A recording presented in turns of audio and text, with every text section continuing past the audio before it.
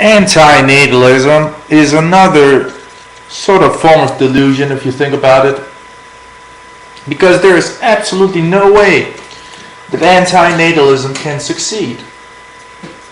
There is no hope for it. It's a hopeless situation because, like I said, sadly, there is no anti-natalist politicians. There are no anti-natalist terrorist groups, right? No, most anti-natalists are academics who write books about it and talk about it.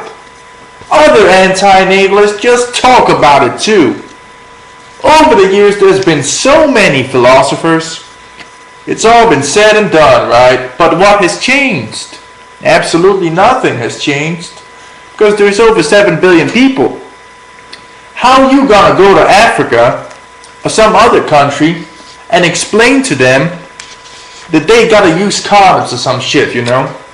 Yeah, it's a dumb example, but still, how are you gonna get this ideology out to 7 billion people? How are you gonna get this ideology, this philosophy, this subject from the basement, from the room, from the house to 7 billion people? How are you gonna change the situation? It's not.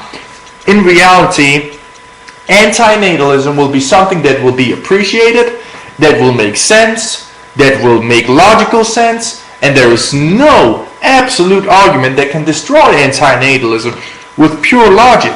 Anti-natalism is a flawless philosophy and system of thought, but you gotta be delusional to think that it's gonna change anything. Anti-natalism is nothing new. It's a very, very small philosophy. 1 million people, let's say 1 million people know about anti-natalism. I know it's probably more or it's probably less, I don't know. But let's say 1 million people. How the fuck is 1 million people gonna shut down 7 billion people from reproducing, right? I know, whatever, right? How the hell are you gonna do that? You ain't gonna do shit.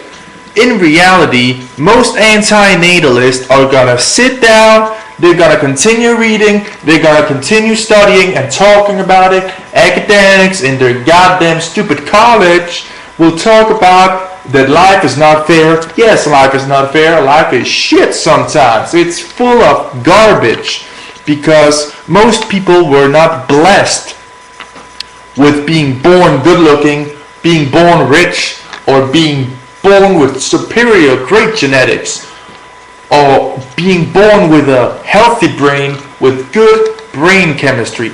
Most people do not have that luck, right? Most people have garbage genetics. Most people have shit genetics.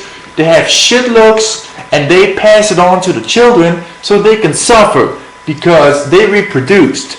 And I understand that.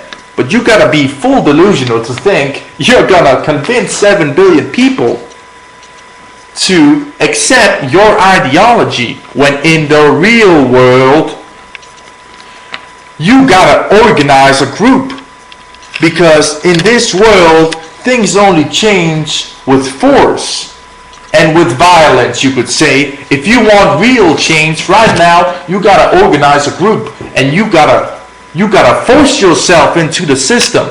Either you become a military general and you push that imaginary button of yours and that all people like to have a fetish about, but you push that imaginary button, yeah, sure, wipe out all lives and suffering. Perfect sense. Well, then how the fuck are you gonna become a general now? You don't have the access to the military and you're not a politician. How are you gonna get and become a politician with the power enough to do it?